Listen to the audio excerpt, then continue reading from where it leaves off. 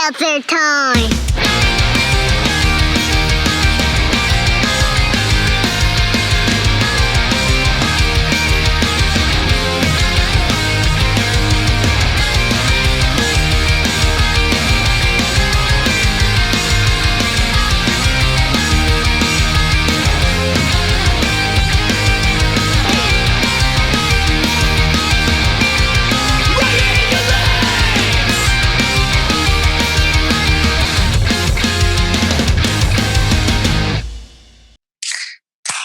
What's up, you guys? Welcome back to another episode of the Seltzer Time podcast.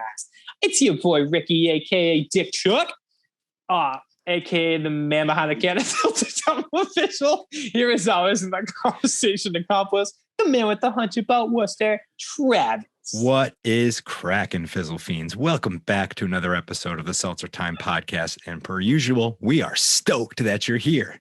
This week on the show, it is true. We are talking to Joey and Johanna of Perkatory Roasters, an awesome coffee shop down in Middletown, Connecticut. But before we get there, y'all know what we have to do. Hey, Ricky, how was your week? What up? My week was great, man. Super super busy. A lot of things going on. The weather has been very, very nice, which definitely helps, boost the mood. It's funny how a little bit of sun can cure that seasonal depression in an instant. Yeah, it's just the greatest. Like, I was outside almost all day yesterday, which was fantastic. Excuse me. There it is. That's why I don't like to. I try so hard not to drink seltzer on this podcast, but when you open it, it's right there. I don't have a water around me, so whatever. It's called Seltzer Time. It's just what we do. Exactly. You got to stay on brand. Yeah, no, I've been great, man. I've been really good. Just, chilling, trying to be outside as much as possible. I got a lot of outdoor activities to do after we wrap this up today. And trying to think of like what else is going on. I mean, the Bruins have COVID, so they haven't played for a couple of days. It's only a matter of time. The Patriots went crazy wild in free agency starting last Monday. I think it started. So that's cool. They built like a whole new team. Football's still my least favorite sport, but I'm excited about it. Baseball's coming up. I'm pretty stoked about that. Oh, dude, I got root and press last week. Sometimes I forget how much I love root and press. Like, I think we got it. I think technically we actually got it twice last week, but it was so good. But last Thursday night, I think. So I had posted something. I forget what it was, but Marcus told me that the buffalo or the barbecue chicken pizza from Ciao Bella is the best barbecue chicken pizza in the city. Like, the best buffalo chicken pizza is the Boynton. Duh. The best barbecue chicken pizza is Ciao Bella. So I was at work. I'm like texting Naomi. I'm like, oh, what should we do for dinner tonight? We were going to make this ramen thing, but we pushed that off to Friday. She was like, oh, let's just get something out. So we were like, oh, we'll get Ciao Bella. It's like down the street. So I picked it up. I was like, I have to get this pizza. And I wasn't going to, because I just had pizza like earlier the week before or something. But I kept thinking about what Marcus said. And Marcus is like, there's very few people that I will blindly follow for food recommendations. Marcus is one of them, because he's never wrong. Like, literally ever, never wrong. It's the man has good taste. He just does. It's so impressive. And so I got this pizza, got home, and I crushed it. And it was 100% the best barbecue chicken pizza I've ever had, but also probably my favorite thing from Ciao Bella I've ever had. And I really enjoy everything I've ever had from them. So that was like maybe the highlight culinary wise of. Can you use culinary if it's like, if you just picked up takeout? Is that thing? It's because somebody else created it. It's cuisine. Culinary cuisine. Same. I think it's the same thing. All right. Yeah, I'm into that. So yeah, it was my best culinary experience of the last week. It was barbecue chicken pizza. It was so good. That's awesome. How are you? How was your week? Dude, it was great. I could talk about this fucking pizza for like 3 hours. I was trying to think of what my best culinary experience was. It was probably this burger I had this weekend from a place called the Squealing Pig. That sounds great. Out in P-Town. But before I get there, roast stream. We had a roast of Worcester stream on St. Patty's Day. Dude. That was fucking awesome. Like that the was Hootenanny so guys funny. crushed it. Jenny Pastillo was hilarious. Doug Arbiter was super funny. Che Anderson was very funny. He came prepared. Jimmy Cash, of course, who we're going to talk to next week. He just dominated. He's so freaking funny. Everybody, all those guys were so goddamn funny. And it was so good. Naomi and I were watching it, and like I was like, "Oh, we're gonna watch this the roast." And she's like, "All right, cool." That actually was that Thursday night? Oh no, that was Wednesday. Wednesday night, whatever St. Patty's Day was. Yeah, so we like made dinner and like sat down to watch it, and the two of us were like cackle laughing at some points. It was so good. They came out guns blazing, and like I was a part of some like the early writing sessions, just hearing where they wanted to go with some of their jokes, and just to see like where they started to where they were. You know, Doug is basically known for his Twitter account. Che is Che, and Jenny is Twitter account, but she brings the thunder when she's hanging out and funny. But to like actually structure it as a roast, all three did fantastic. So yeah, that was they killed it. And then loved that Sean, we came up with a way for Worcester to respond. And Worcester was a Keno ticket in a dead bar. When he like dropped the little nugget that like Worcester was going to respond, I was like, what's this going to be? Like, did he get the mayor? Like how, like I honestly expected it to be like Joe Petty or city manager. I really was waiting for like them to pop up on the screen. And when it was ever a ticket in a dead bar and it was the dive, and I was like, this is so funny for so many reasons. Like it couldn't have picked a better way for Worcester to respond. It was incredible. It was more of just a like a nice happenstance. But shout out to Dive Bar. Shout out to Dive Bar. But the best part of it, though, sorry, on like a personal level, is working at the dive and having like that type of person come in, like, oh, you guys got Keno in here? Because we had like a broken TV in the corner. I was gonna say there was a Keno sign. I thought there was like a Keno sign at some point, or maybe there's like a sticker somewhere that's kind of half scratched off. Was there ever Keno there? I don't think so. I mean, there definitely wasn't while it was like the dive. They're like the dive that we all know it as. Sure. Salty that there could have been. I don't know. I don't think so. That's too funny. But I got that question all the time, and it was always like, like that salty dude, like, oh yeah, was it you got Keno on that TV up there? Like, well, no, we don't. It's playing Muddy Ducks, so I'm not. Even if we did, I'm not changing it. Yeah, so it was great. It was perfect. Did you see that? Did you see that news? Yeah, I'm so pumped. I think that's this week, right? Doesn't that start this week? Yeah, that's gonna be dope. Very excited. Anything Ducks related, I'm on board with. And then nothing makes me feel old as hell as seeing photos of most of the original Ducks, and they're all old as hell. Except Emilio. Emilio's looking damn good for his age. Dude, of course he is. One of the guys. Must be they all blood. Still look exactly right. His brother's like shooting him up with it. One of the guys still looks like almost exactly the same. Like Adam Banks, he still looks the same. He's just like 45 or whatever. One of the dudes, I can't remember his name on the movie. Who's the kid that like his girlfriend was not Julie the cat, but like what's the other girl Duck's name? The other girl. I can't. There's two. There was Julie the cat, who came in the second movie, but then in the first movie, there's I keep wanting to think Melissa, and I know that that's not true. But there was like a girl Duck. She was great, but like her, I think they ended up dating in one of the movies. But like her boyfriend, I guess, somebody posted a thing. They like mentioned his name in it too. And they were like, yo, like kid grew up to be hot. And I was like, what the fuck? And then I'm like, because I didn't recognize two of them. He was one of them. And I was like, oh, because he's the only one that doesn't look the same. Like every single person in this looks exactly like they did when they were 8 or whatever, or 12 or whatever they were, except for this kid and this other dude, and I couldn't figure out which one they were. Was it Connie? Connie was the girl, and then there was like there was another like a boy character that Connie and him ended up dating in one of the movies. I don't know if it's the second or the third one. I understand now. But it's that kid. Okay. But even Connie still looks the same. Like she looks just like an adult version of Connie. It's amazing. I'm very excited. I was bummed that Sean Weiss wasn't invited back. I know he has done a lot of effort to get clean, get sober, and step up his life. Do you know what I'm talking about? The guy that played Goldberg. Was he not invited, or did he just like not be able to make it?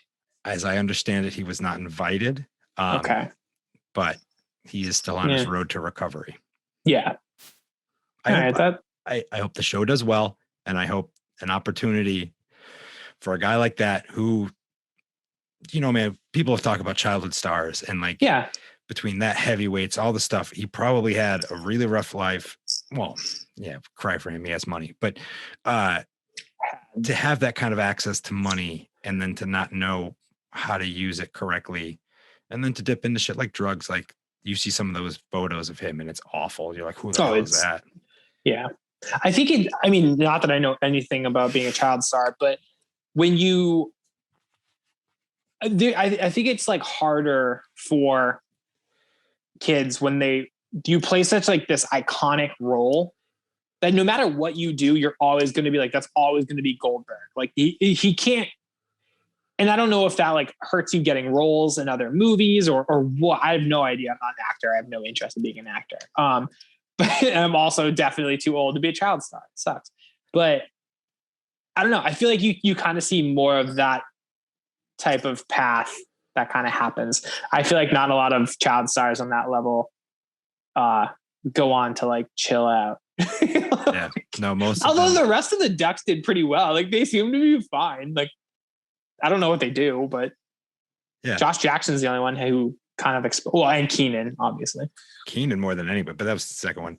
But like I'm thinking of the woman that played Matilda. Like she's a doctor now. She went to college and became a doctor. Like that's cool. Crazy smart. Anyway, that's awesome. People go Google that. The other thing that I had to talk about was we spent the weekend in P-Town, Provincetown, Massachusetts. It's just out on the tip of the Cape.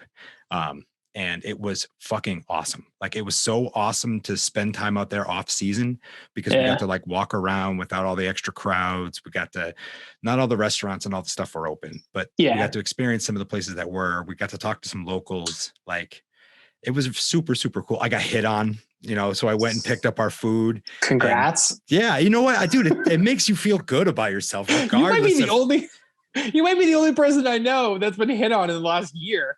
That's what I'm saying.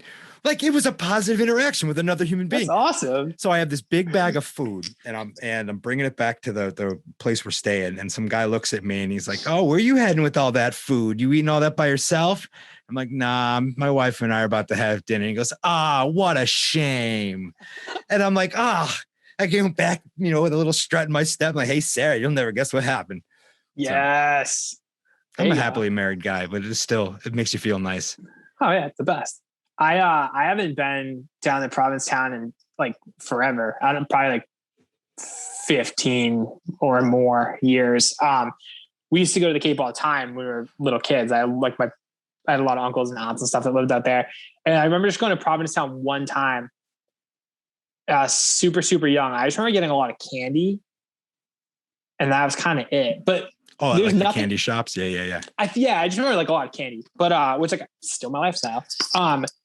It's funny when you're a little kid, you like, I mean, I don't know if you grew up going to the Cape. I used to go all the time, but you were like, this is the best place in the world. This is the best place in the world. Then as you get older, you're like, yo, fuck the Cape.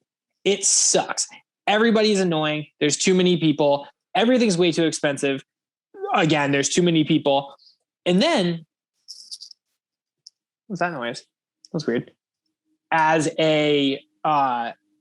like an adult, the Cape's like only fun in the off season because you're like, oh, I can go and like walk around, eat some food, chill out. Like you're saying, not everything's open, but it's just more of a like, I don't know. It's just It's a calmer more relaxing experience. vibe. Yeah, I'm with you.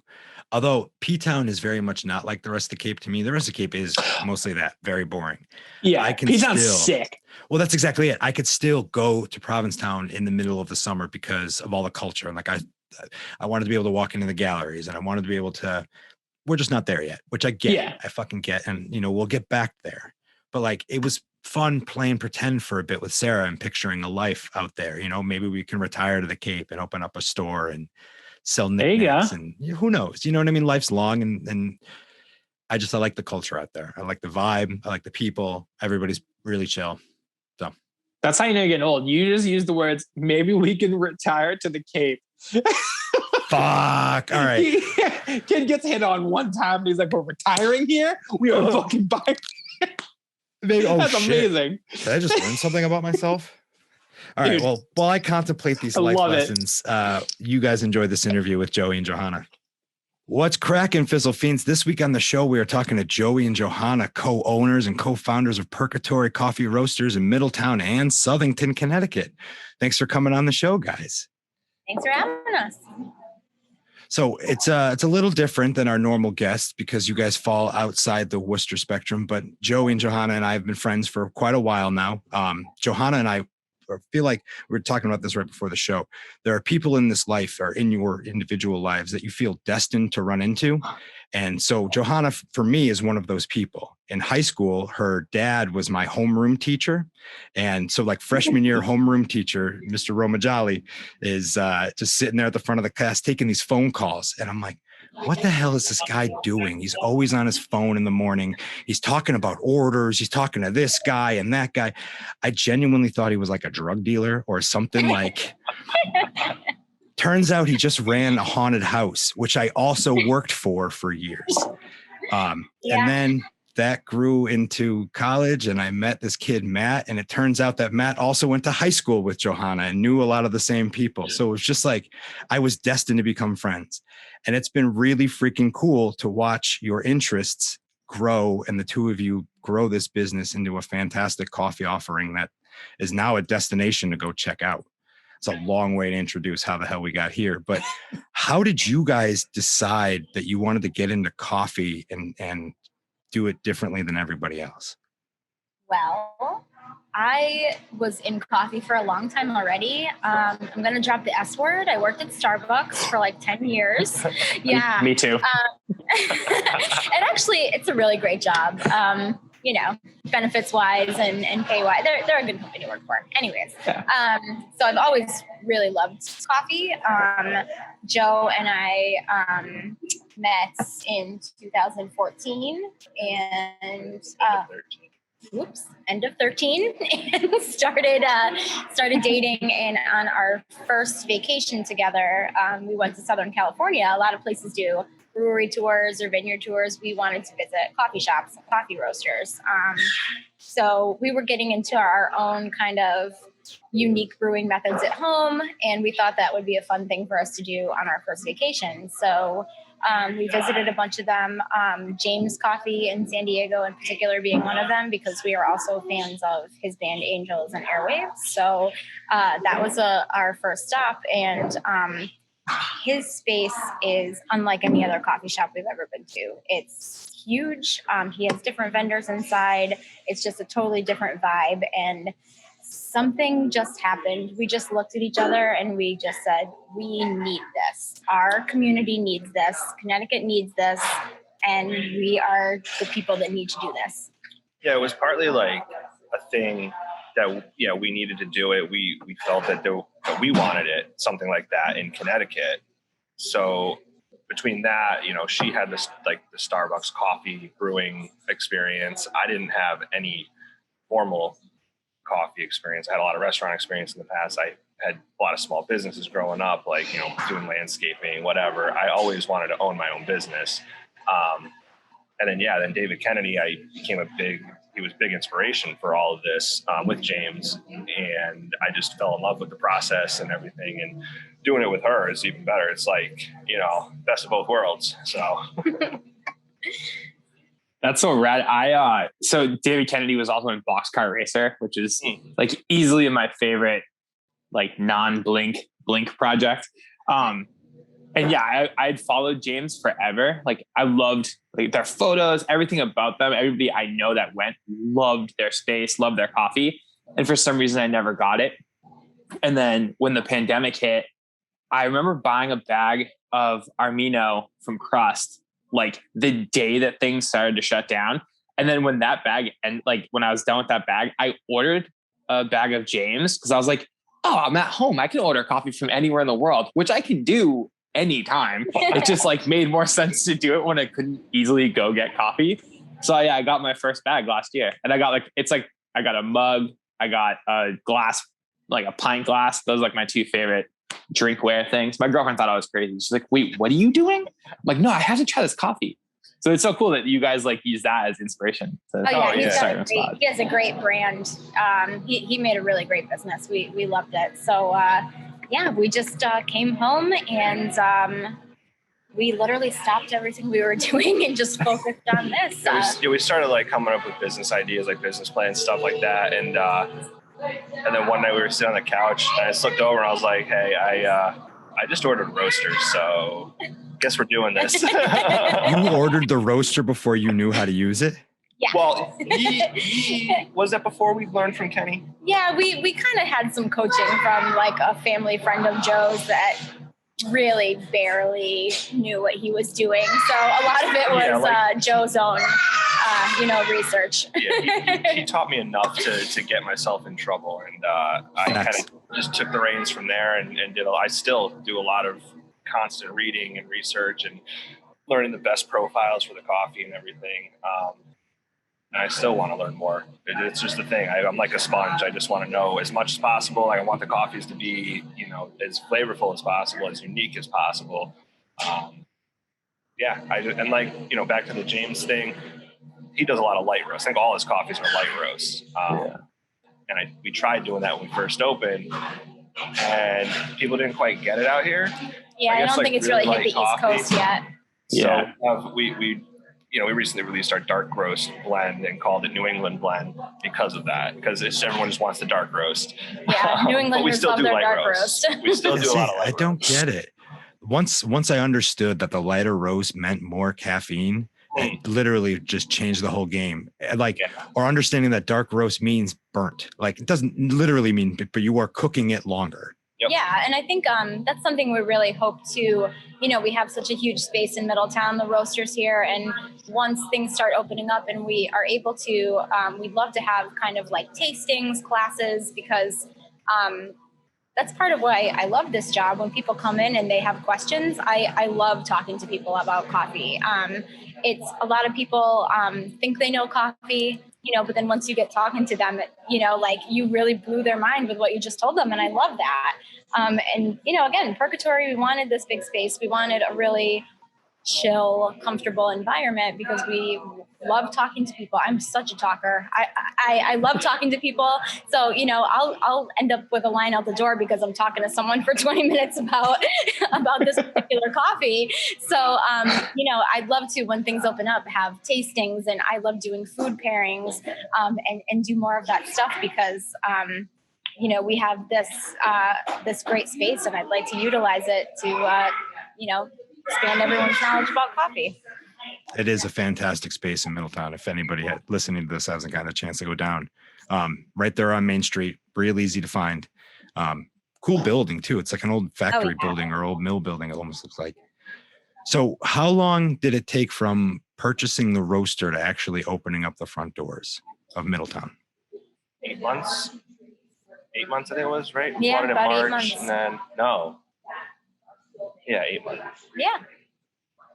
So it's not too long. 6 months. Either way, 6 to 8 months. So that's like August, September of 14, 15? September 15th? 15th will be 3 years. So yeah. Yep. So yeah, 6 months that we hit the ground running. I mean, hard. Like it was a stressful 6 months. I wrote the business plan in 2 hours, just sat on the couch, and I had the laptop, and I was just like, going to town. I started off going back and forth with the chamber, which they were a decent help, but their response time wasn't I'm very impatient when it comes to stuff like that. Their response time was not up to par for me. So I was just like, I got to do this. And I knocked it out in 2 hours, sent it to them. They're like, this is perfect. You don't need me. And, yeah. So we just felt the instant connection with this business and this idea that, we literally dropped everything and just focused on opening. And it was 7 weeks for the construction. That's crazy. We were both working full time. I was still doing like 50 hours a week, and we both would come after work and till like 10 o'clock, 11 o'clock at night, just, do whatever we could in that short amount of time. I mean, it was a lot of work. I can only imagine. You guys have been only open for 3 years. It'll be 3 years. Yeah. September. Oh, I know. Like it feels so much longer. Yeah. It does. Yeah. It feels like a lifetime. And then in that 3 years, you were able to find and open up a second location too, which is crazy. Yeah, I know. And that we signed the lease in May. So pretty much October. So like height of COVID. And the building owners were so understanding, which we really appreciated. We didn't open until May. So, and they didn't, make us pay for our space there before we opened because we literally had no customers. Everything was closed. So when May rolled around, thank goodness for, technology. Everyone could order on the app and pick up in the cafe without actually setting foot inside the cafe. So we were keeping our staff safe and keeping customers safe. So we were still able to get our product out there and, business could keep moving despite COVID. But the takeout system worked really, really wonderfully. The Southington Cafe, it's right on this trail where especially spring, summertime, people frequent it often. So we didn't want to miss out on that. We kept pulling in and we'd see tons of people on the trail. We were like, we just have to do this. We have to at least get the exposure. Whether people come or not, at least people are going to be walking up and down. We can put signs out. People can see that we're there. It's gone beyond our expectations already, especially considering the pandemic. Right. That's so crazy. You guys have only been open for 3 years and you have 2 locations and one of them you opened during, the craziest time that any of us have ever experienced. Yeah. That's badass. I think it shows a passion for the product. Like Joe mentioned, he's on a constant hunt to find the best roast and constantly improve. Like people that pour themselves into their business, the two of you really created this passion project and have poured your entire self into it. And it shows. And you're like, the customers are enjoying the experience and the product's fantastic. I don't know, it's fun to experience people that really just give a shit about what they're doing. Yeah, I think it started a lot with wanting the space to be unique and the atmosphere we were looking for. I think that it's really unfortunate, but the coffee industry in New England is pretty cold, uninviting. And we even felt that. So I have blue hair. We're both heavily tattooed. And sometimes we walk into places and it's like in a movie where the music stops and we just look at each other like, well, we should probably not sit in here. We don't belong here. So I hate that feeling. So we wanted the exact opposite of that. So it started with that. Then, Joe always puts 110% into everything he does. So he really is constantly working on his roasting and his profiles.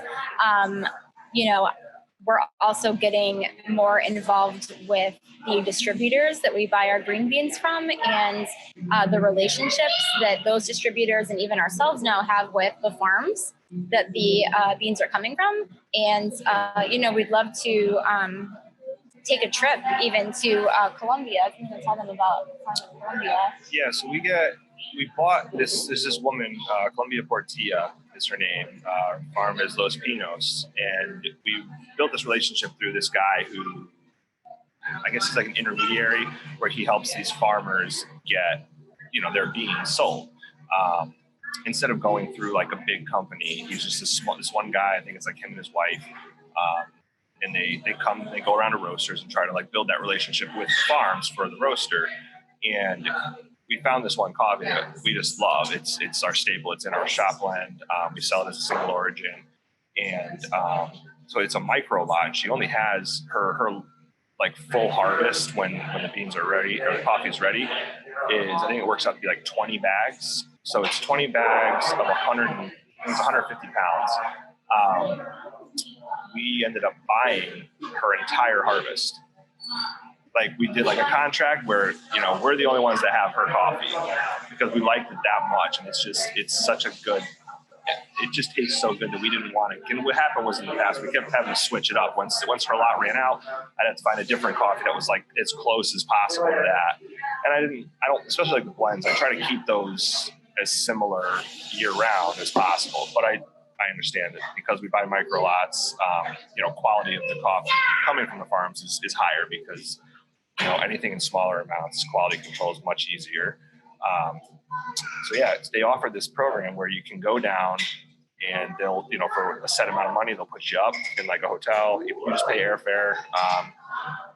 And then they'll give you tours of the farms and you get to meet the farmers and like see the whole process. And so that's something that we're both interested in. Not just Colombia, just, you know, it'd be rad to go to all the farms we buy from. But to kind of piggyback off of that, so I've learned that sourcing coffee is just as important as roasting. I can't buy a bad coffee and make it taste good. You know, I have to start with a really good quality coffee and then roast it properly to really highlight those flavors and everything in the coffee. So with doing that with Colombia, it's been such a cool experience. And I think the next harvest, we're actually going to have our logo on the bags, which is even cooler. Super pumped. That's so sick. Yeah, it's just like one of those things. Like it doesn't really matter for anything, but for me and Johanna, it would just be super rad to see our logo on a bag of coffee from Colombia, like on a burlap sack. Yeah, we started opening, you know, we just started with this cool cafe and now getting more in depth to the sourcing and the farmers. Like it's so important to know that stuff and to be aware of that stuff and have those relationships. And we're really excited to start expanding on that aspect of the coffee business now. So I think you guys are 100% right. That is something that's missing from the New England style coffee establishment, is that there's not a ton that really care about where the coffee's coming from. You will find New England coffee literally anywhere, or Green Mountain, or any of that like super high sourced, whatever. To me, it's crap. It just doesn't appeal to me. And it shows in the roast. I agree that you guys need to, or the industry needs to care about where this coffee is coming from and really needs to pay attention to the farmers. I learned, you know, a couple of years back as to how little these farmers are making on this coffee to these big guys, and like pennies for their harvest, for their hard work. And it kind of changed this idea of like, I never want to pour half a cup of coffee down the drain because I'm like, oh my God, that's some farmer's hard work. I got to drink it, put it in my body. I don't need it. Still going in. But it's like so that. It's even like, I hope that, you know, like we're buying the whole lot of this, you know, we have a picture of her, like we've seen her, you know, and it's like, if I gave her like a little peace of mind, you know, for like just living expenses, like I hope that, you know, that reflects, like I hope that she has, I don't know what I'm trying to say. Like, I know, like, so like I hope it really has a direct impact. I hope that it really, I'm sure it does. You know, to know that she has a buyer for a whole lot. So all she has to do then is concentrate on growing the best damn coffee she can. She doesn't have to worry about selling it. Yeah. It's already sold. Yep. That's cool. Yeah. So every year she just has to do her job and she knows she's going to get paid regardless. Right. Especially for countries like that, it's tough. It's hard enough because, you know, they don't have the means to come to America or whatever other country to try to sell their coffee to. So just being able to do that it kind of makes us feel a little bit better too about it. As it should. Like you were saying, it, you know, you're building these relationships. How cool is it though that like you have this relationship with this person in Colombia, but at the same time they have this relationship with these people in Connecticut? Like that's the craziest thing to think about on both ends. Yeah, that's she knows our names, and she said, you know, like she wrote a little thing to us saying like thankful to Perkatory knowing that my coffee's being served there, and we were like, whoa, that's awesome. Like so sick. Yeah. That's really, I see. I'm curious now if she wonders about the name, because I gotta believe people have asked about the name. Yeah, I was a little concerned about that for a second. Did she say anything? No. But, I wonder if she read the name and was like, oh God, what is that? Said a couple extra prayers for couple us. extra prayers for So to dovetail off your point before about how you're tattooed and blue hair, blonde hair, like tell us a little bit more about why Perkatory, kind of that like why is there a giant cool looking skull behind you, and why does this work for coffee? Man, we took a risk, because the truth is this whole cafe, the Perkatory, the kind of Halloween theme, the more like badass side of coffee, are just our general branding, the names of our drinks, the names of our blends. We took a risk because that is literally just pieces of both of our personalities put into building and brand form. And we just really hoped that people would like it. Yeah, we just wanted to create a brand in like a place where we would want to go to. And if we wanted, like if we like felt like this is what we would do, there had to be other people that felt the same. But even like going back further when we first opened, I was still supposed to be at my other job. Like we put like a 3-year like limit for me to be working full time and just doing this part time to like help out. Like it's supposed to kind of almost be like a hobby for her and like a hobby for me. But it just blew up. I mean, it about 6 months in, I had to quit. Yeah. I was working open to close 7 days a week, and I finally was like, I can't do it. Yeah, I was still doing my 4 days. I was still getting 40 hours, and then I'd work weekends. It was a lot in the beginning. Yeah. But it's worth it. I mean, and we kind of found like a formula that works for us, in terms of marketing and branding and working with other businesses. We do a lot of pop-ups, allow people to, because we have such a huge space in both locations. Southington, the cafe is tiny, but there's a big like common area that we're able to use. So we just have other businesses come in, sell what they make, because we're all about like spreading the wealth and like supporting each other, and because that's super important to us. Even from the beginning, all our pastries are locally sourced. They're made from like a bakery down the street. Again, avoiding that like kind of cold atmosphere. Yeah, we wanted welcoming. welcoming. Yeah. So, and even still, when we have people do pop-ups, they're all expecting to pay for like the space, because I guess most places charge to like use space. We don't ask for a penny, because it helps them. Like it gives people another reason just to come and check it out. And like, we're not greedy people. We just want to, I want to roast coffee. I want to have fun. And like, I don't want to work a 9 to 5 and punch a clock and not be able to see daylight 6 months out of the year.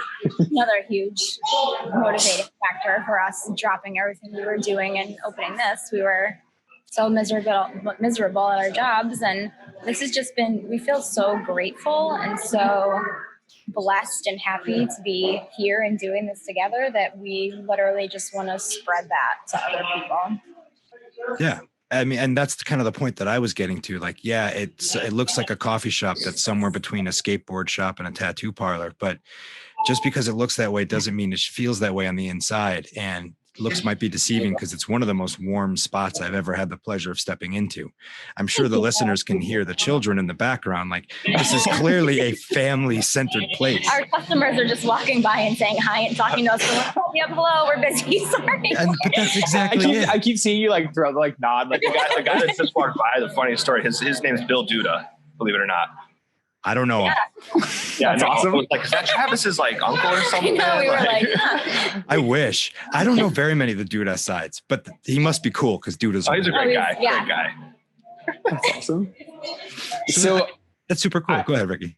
I gotta know. Okay, like maybe like 2 months ago, I'm scrolling through Instagram stories and I see the Menzingers, one of my favorite bands of all time, and I see like they posted a bag of your coffee. And I think I like screenshot it and text Travis, and I was like, oh my God, what is going on? How did that happen?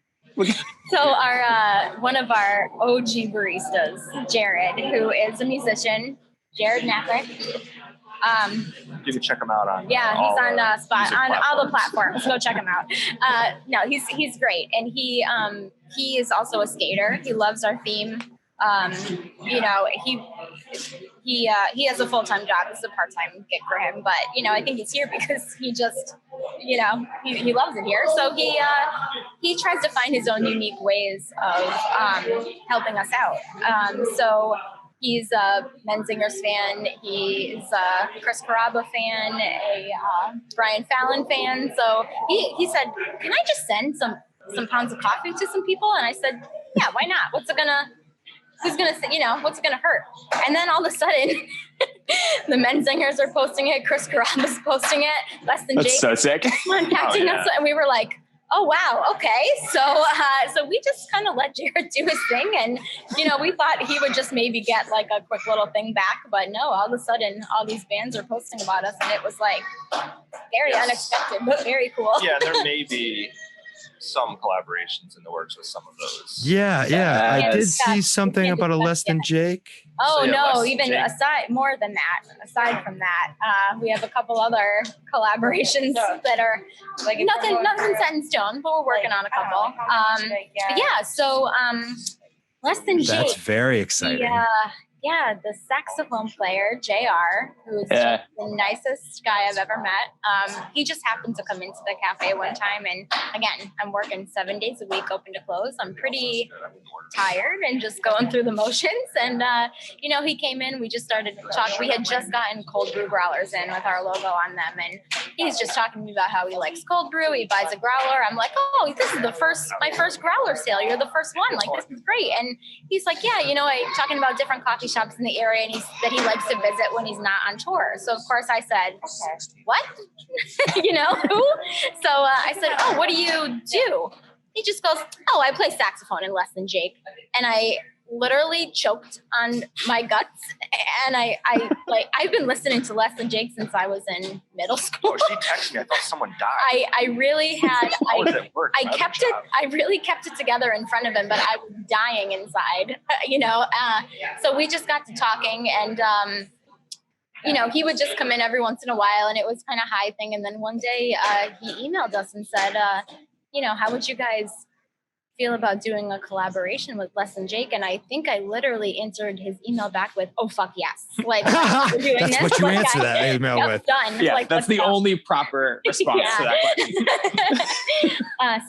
It started out with a pre-sale Christmas blend. And then he came in a couple weeks ago and said, like, they sold way more than they ever expected to sell. Can you do a spring blend? Yes, the fuck we can. Let's go. So now we're doing a spring blend, and we're even there might be even some canned Less Than Jake cold brew coming. It's a possibility we're working on for the summer. Yeah. So it's been that's so sick. Partnership. He's just been incredibly kind to us. He's met our son Jackson. he's really he's been incredibly kind to us. It's been such a pleasure knowing him. Oh, he's a great guy. Yeah. Super down to earth and just loves coffee. He's just, and good coffee too. And it's funny, whenever they ask me to do like these blends, I'm like, the first time I was kind of shitting myself. I was like, Jesus Christ, I need to come up with a good coffee that Less Than Jake is going to like. So I was shitting myself a little bit. And like first blend I put together, him and their merchandising manager came to like try it, and I hadn't even tried it yet. I was like, I'm just gonna blind eye it and just blind taste and just see. We're all in this together. Shot in the dark. Employees, we were all there, and they were just tasting it. It's just like, damn, this tastes like Christmas morning. I was like, hell yes. Yeah, nailed it. And then when we came back for the spring to taste the spring blend, which I think that pre-sale ended yesterday. Yeah, yesterday was the last day to buy. He came down again, and I ringed it again. I was like, let's just see what happens. And he took his first sip, and he's like, this tastes like a crisp spring morning. I was like, fuck yeah, 2 for 2.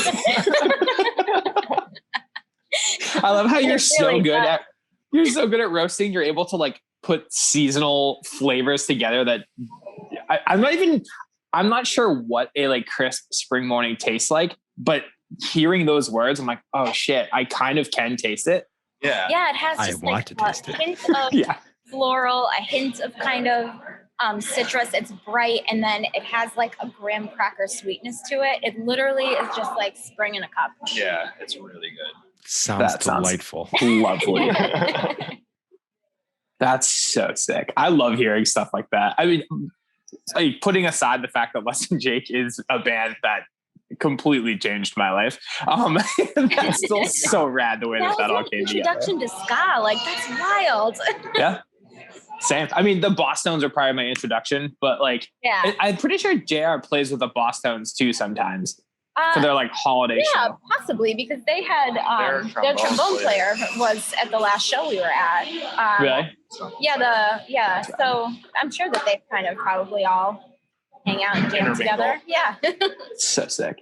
But yeah, just that's amazing. I love hearing that type of stuff. Like just a chance meeting. Like, luckily you like to talk to people. Yeah. When before COVID hit, were you guys doing live performances in the coffee shop? Like, did you have any acoustic people playing? Yeah, we had acoustic shows. We did art gallery openings. Comedy shows. All like after hour type stuff. Yeah. On like weekends we would do it just for like, more exposure, and we had the space, and we were still not as tired as we are now. Yeah, this was pre-child. Oh, I was gonna say, you guys now have Jackson and we did like an autism night where this company comes out and they set up like, they must have had 24 screens set up just for kids with autism to come and play video games and like kind of socialize with other people with autism. No way. So sick. It was so cool, but it was on the hottest day of the year. And our AC was cranking. We had all the fans on. And plus you throw like another 80 people into the building. Like, yeah, it's big, but man, 80 people on the hottest day, door open and closing. Like right at the end, the breakers flipped and we lost power. But luckily it was like right at the end. So they were like, I got everything fired back up. They were like, all right, this is a good time to kind of like call it quits. But the kids had a blast, man. It was such a rad thing to see. Like, and they thought the whole like cafe was so cool, and they wanted to like know about the the espresso machine and the roaster. It was such a good time. Yeah, just talking to kids that like you probably don't get a chance a lot of times to like ask questions and talk to people. And we're just the most open people. Like we. She said we love to talk, and being able to do that felt really good, and seeing the smiles on these kids' faces, man, it was great. That's so cool. Even, like going beyond the coffee, like a lot of these kids didn't even drink coffee, but like, we were making hot chocolates or sparkling lemonades. Like, and they all loved it. So it was cool. We try to do, and honestly, I don't even think aside from that, we did it for, them. We didn't really even get anything out of it. It was just a good feeling for us to be able. That's what you got out of it, and that's enough a reason to do it. You can't put the price on that. Yeah, hell yeah.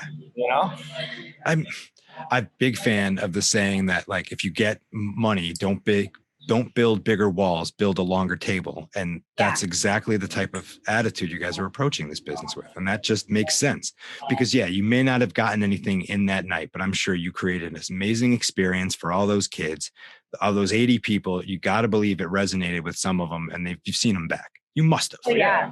People still talk about it, and it just feels good to be, have the platform to help other, small businesses or causes like that, and having the ability to just be a space and be available feels really good. Yeah, and we tell all our employees too, like, 'cause a lot of them have bigger ambitions, obviously, than just being a barista.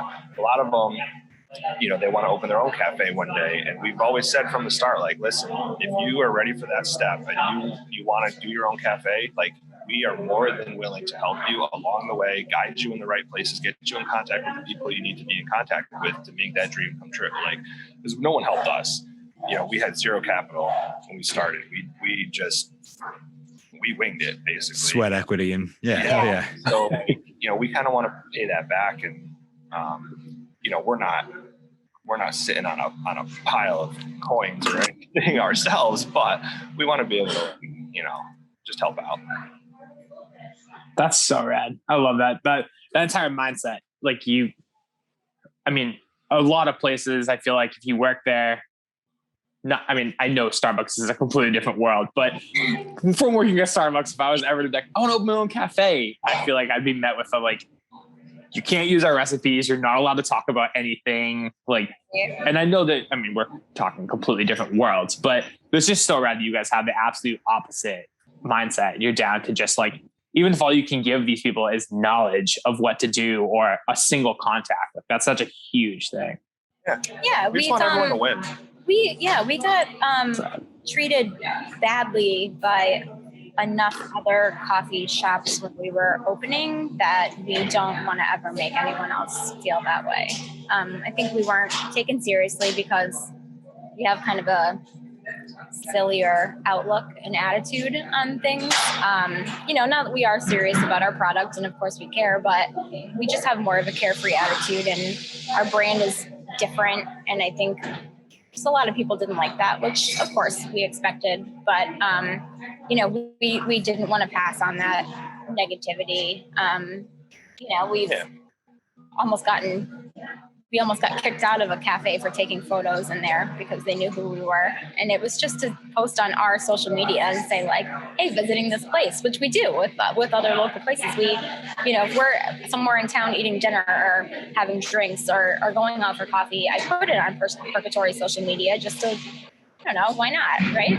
Highlight it's a community that we're going. And I almost got kicked out of somewhere. So I don't That's know if amazing. make anyone else feel like that.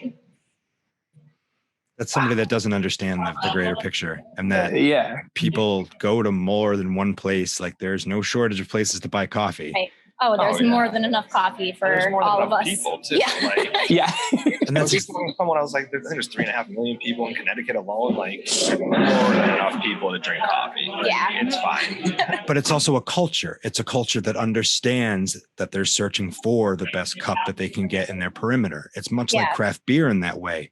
And tons of people in the craft beer world will show each other what they're drinking and try these other brews for that same idea that this is all an industry, this is all a community, and we want to try everybody's offerings. That's so shitty of them to even consider that you were doing something nefarious. Like if anything, you were giving them free advertising. Stupid idiots. I got more of a tougher skin about it, and I just kind of said, well, we're making our own community here. It's fine, Fuck yeah. Yeah. Hell yeah. Fuck them. But that's exactly it. Like I could see how people would pigeonhole you. Yeah, you have skateboards on the wall. Yeah, you have punk music playing. They look like a couple of degenerates, but the product shines true. And like the attitude shines true.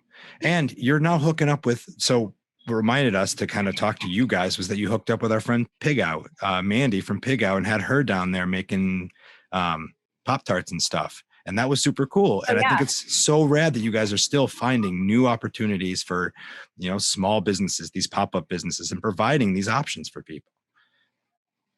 Do you have anything else? Go ahead. Oh, no. Hold on. The coffee grinder's going in the background. So hold on 1 second because it's like really hard to hear you. It's interesting having you. So last week we interviewed our friend Nick, who runs this burger and whiskey bar, and he did his Zoom call with us from the bar. Yeah. And like, it's cool that you guys are like at the coffee shop and there's life happening around you. Cause for like a year now, almost everybody we've interviewed has been sitting in their living room, and like, it's just so different from it kind of like makes it feel normal, like having things happening around you. It's very exciting. We'll also never be those owners that aren't here. Like even before COVID, if Jackson's in daycare, we were just here sitting at our own bar having coffee because we like being here. Like you said, we wanted to create a place that we wanted to hang out. Well, we do. We hang out here all the time. So you'll always find us here. I think that's really cool too. That's very approachable. Like I know you guys have that back table set up just to do some of your work, but most of the time you guys are set up at the bar or at a table and anybody could come up and talk to you. Yeah. And that's, man, I can't wait for kind of restrictions to lift because I miss customers sitting at the bar. It was just cool, and they'd be all there. We don't serve alcohol, but there's everybody lined up and, back when you could bring your own mug and it was like, cut me off, and they're just, we have skateboarding videos playing on the TV and just the bar lined with people drinking coffee. It was so cool, man. I miss that. That's so sick. Yeah. Your buddy, the skeleton's being lonely, I imagine. Yeah. Is he still dressed up every day? Does he still hang out at the bar? Yeah, he's got his St. Patrick's gear on right now. Yep. Hell yeah. It's Sticks in Middletown and Southington. We did a poll and voting for the name of the Southington skeleton, and the name that won, because we let the customers name him and vote on it. And he's Boney Hawk. Yep. Bony Hawk. Yep. That's a great so name. sick. I'm glad you didn't get Skeleton McSkeleton face. Bony Hawk is wonderful. Yeah. Yeah. We made a t-shirt. I cannot wait to come visit this place. What was that, Joe? Oh, I said no. We made a t-shirt too that had a skeleton on a skateboard too, and that's like the Bony Hawk tee. So sick. Hell yeah. We don't get sued, but Yeah. I can't imagine you will. nah. Just give Tony some coffee. He'll be happy. Yeah. Yeah. Right. Yeah, on the end of the last name. So leading into the springtime, I know things are kind of getting lightened up. Do you guys have any major plans? Anything you're willing to talk about? Anything people can expect?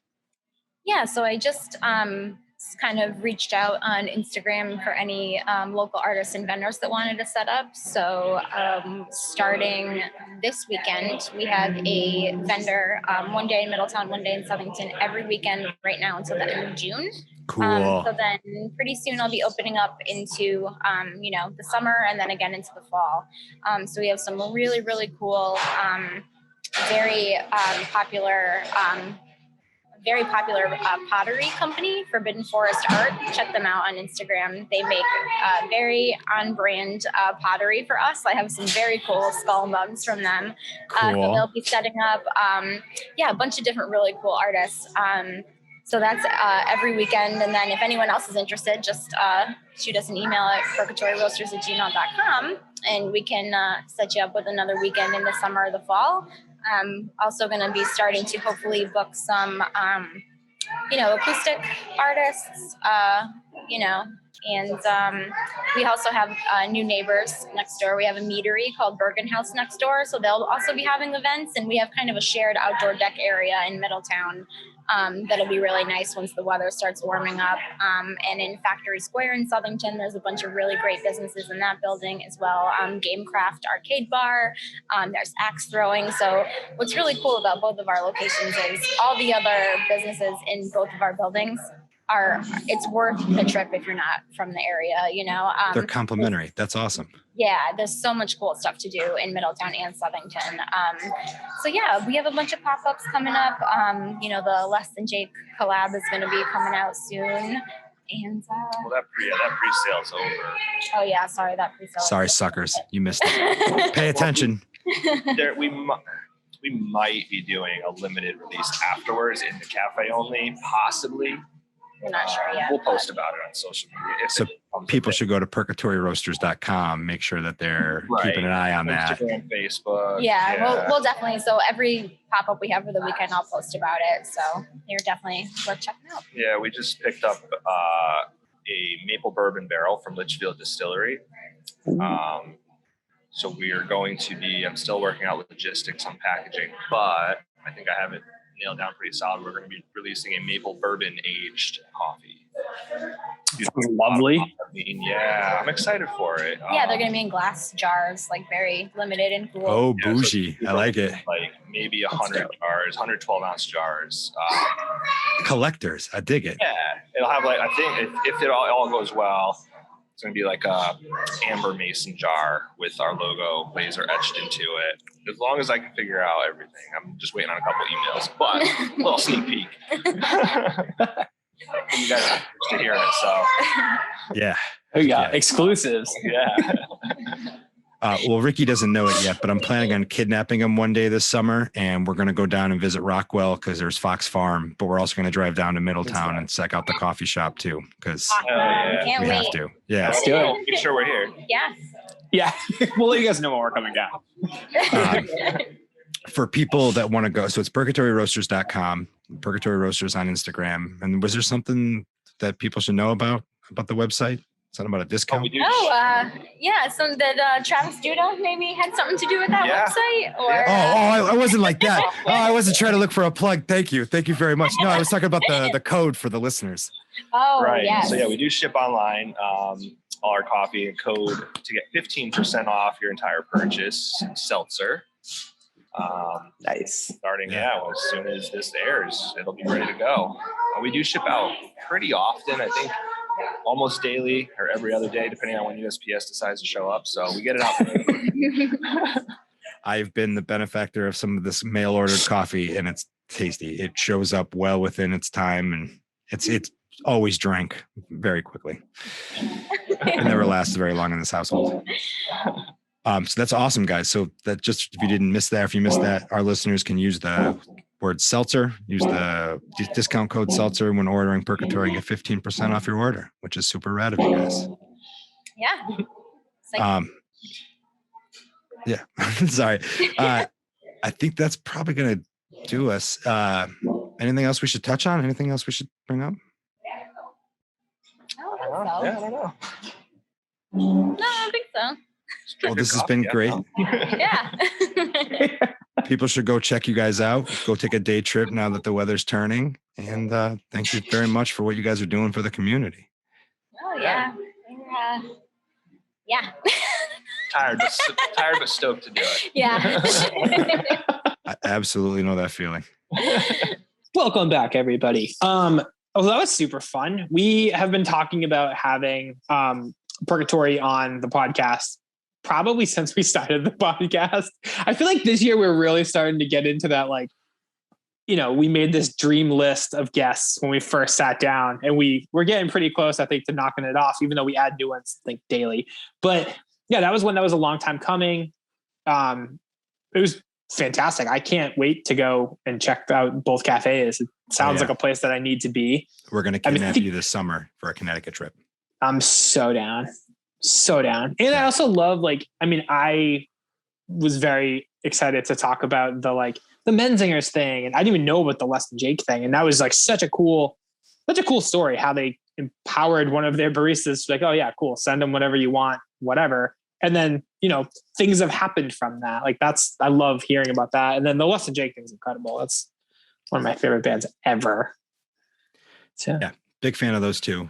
Like I said, I've been friends with Johanna longer than I've been friends with Joey, but it was a special time when the two of them found each other. They definitely connected on the level that couples are supposed to connect. And it was fun watching this kind of bloom and blossom. And I talked to them in early days of them talking about this coffee shop. And it was also at the same time as I was doing my food venture. So we got to share a lot in that. And then I've helped them do some of their website stuff. But just to see how quickly they've been able to build on that success and then provide more opportunity just by building this atmosphere of just supportive and friendly, and it's awesome. And it's kind of unexpected because you walk in, you're like skulls and black and skateboards and punk music, and these people are going to make fun of my coffee order.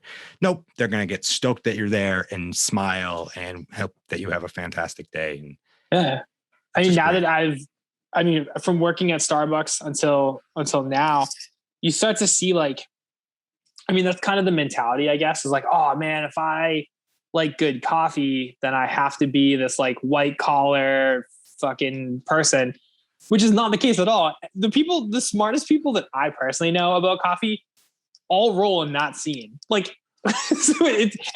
coffee that I drink, most of those coffee companies are started by people in that scene, even places I've heard of in other parts of the country. So it's just pretty cool. Into it. I love the fact that coffee has become bigger than what it used to be. It's dope. Again, like cannabis, like this beer, it's another one of these craft industries that I'm super pumped on. And I could see it growing more. Yeah. It's a very American, dude, coffee shops are where the American Revolution was first decided on. And at one point they didn't want coffee shops because it kept people lucid and helped promote radical ideas. So it's yeah. Well, about it. So American. Anyway. But I love how it's a coffee shop is super American, but coffee is not at all. No, exactly. Exactly. The coffee itself is not from here. Not even close. Do you know, have you ever read the story of where they think coffee was invented? No. So a guy I used to work for at the civil engineering company went to Afghanistan. I want to say it was Afghanistan. And he bought this tapestry. It was either Afghanistan or Ethiopia. I might be fucking this up. Regardless, he bought this tapestry. I don't remember the exact location, but in the tapestry, the story goes that these goats went and ate of the coffee bush and then danced around with all this extra energy. And the herder, the shepherd, was like, what is this about? Broke it up, ground it into drink, And that's how they discovered coffee. That's amazing. That's how we got those goats on the internet that run and like do like parkour off of each other and do flips. It's coffee. It's all connected. I don't know if that's true, but I'm going with it. Fuck it. Whatever. Works for me. Get stoked. Oh, also before we forget, because we totally forgot, because we interviewed Perkatory, they are giving you guys a 15% discount when you use the code Seltzer at checkout. So do that. Drink coffee that doesn't suck. Yeah. Go to perkatoryroasters.com, grab yourself some freshly roasted coffee, and they'll mail it to you. I think they ship it out a couple times a week, and use the code word Seltzer and get some goodies. Yeah. Cheaper. Who knew Seltzer could get you coffee, right? Like that's like my dream. Hit us with that good Rockwell.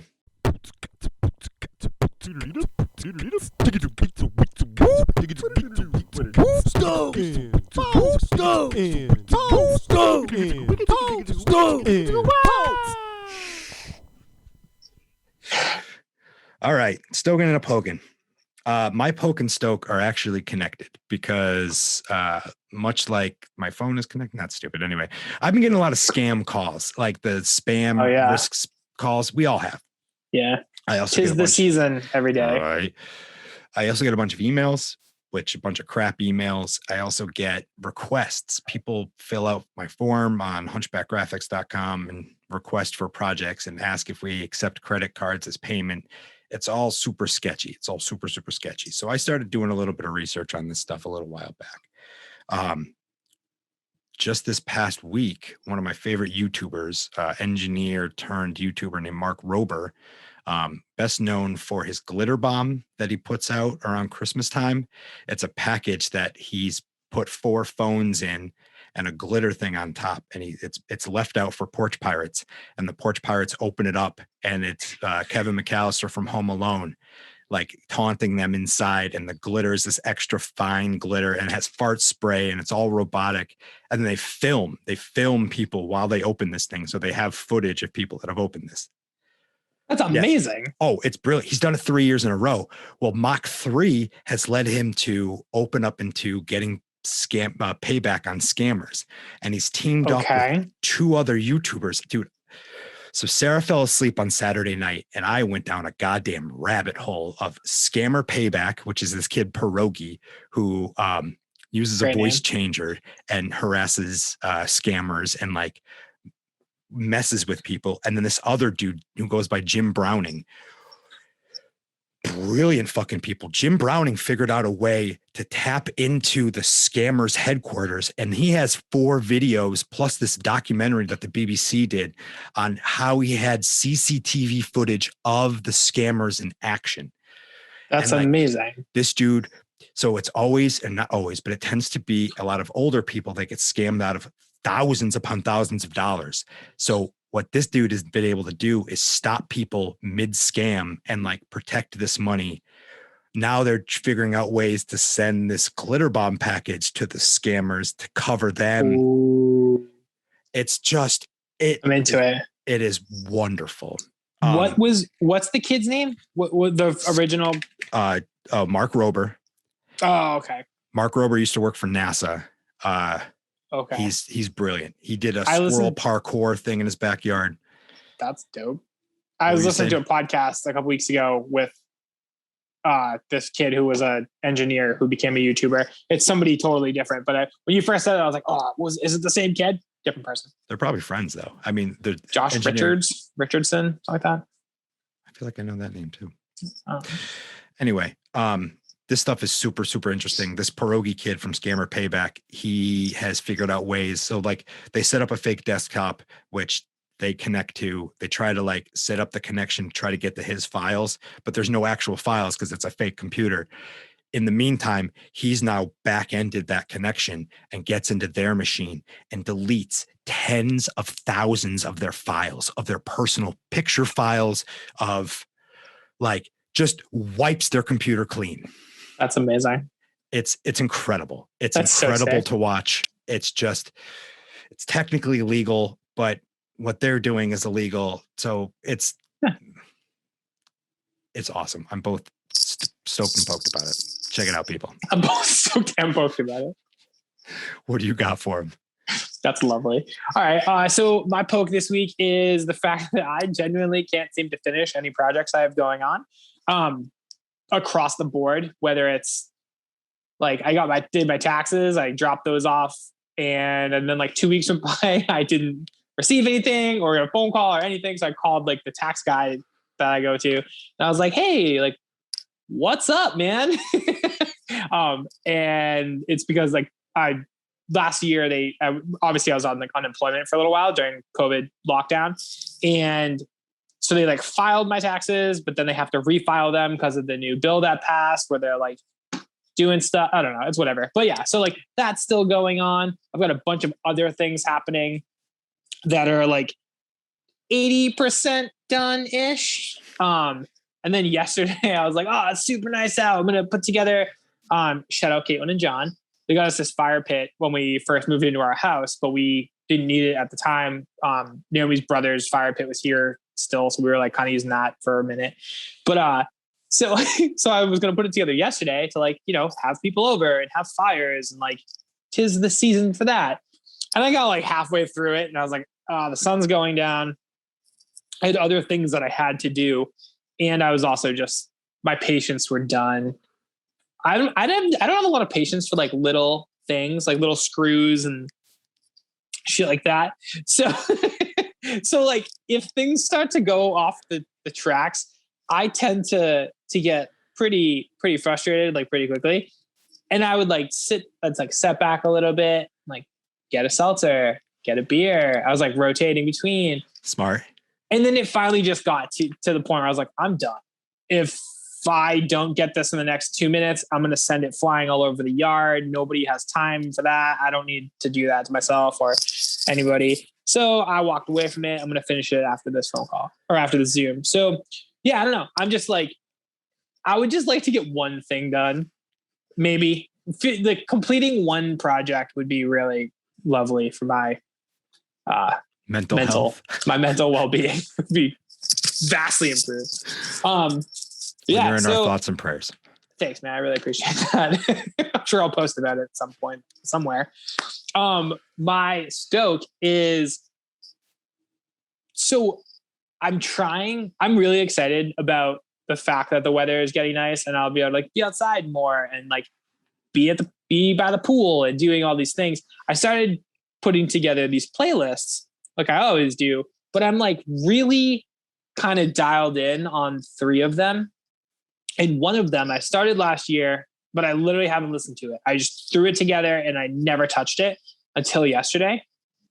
It's on Spotify. It's called Dirty Pool Party for no reason at all. I just like, and it's all this like the good classic rock. Like there's like some Tom Petty songs, but it's only Tom Petty songs I like. So there's like a couple hits, but it's like all the deeper cuts. I've got there's this Elton John era that's pre super celebrity Elton John that is like so good and raw and just fucking great. There's a bunch of that in there. So yeah, I was just in this like real good mood yesterday listening to Dirty Pool Party. It was lovely. It just makes me want to like, I don't know. I just feel like I'm like getting stuff done. The James Gang, just like Joe Walsh from the Eagles. Before he was in the Eagles, he was in the James Gang. And I think they put out like 2 records, but they had 3 huge songs off of those. And they're so good. And they're just like, I don't know. Everything's like, that's the only noise you can make every time anyone does something. This is sick. So yeah, let's talk about exactly. Yeah, I was in a real good rock and roll headspace yesterday while I was getting nothing completed. So yeah, today right up until the phone died. Right up to, dude, the phone literally died like mid-song, and I was like, okay, cool. Well, on that note, we're gonna stop what we're doing because now I can't focus and I'm mad. And that was the end of my fire pit extravaganza. But today I'm gonna finish it. It's gonna be beautiful. That's it. All right. Well, if that's not a sign that we should probably wrap this up so Ricky can go conquer his life. Thank you so much for listening. You guys are awesome as always. Check us out at SeltzerTime.com. Find me at Hunchback Travis or at Hustle and Work. Yeah. Yeah, do that. Definitely. By the way, the new designs look fucking lovely. Much appreciated. There's also a bunch of merchandise designs up on SeltzerTime.com if people are interested. Oh no. Help support us, guys. You know, with your help, we can push this mission farther. And we're just trying to do it for the people. Yeah, also you just look so good. The flyest. Fact, not opinion. Yeah, you guys can find me at DickChuck77, every platform. You can find me doing things at Seltzer Time Official, every platform. I'm re-inspired to play on TikTok more based off of our conversation earlier today. So get ready for those. Which you'll hear next week. Yeah. So don't forget to use that code, guys. And thanks again for listening. Oh, bye.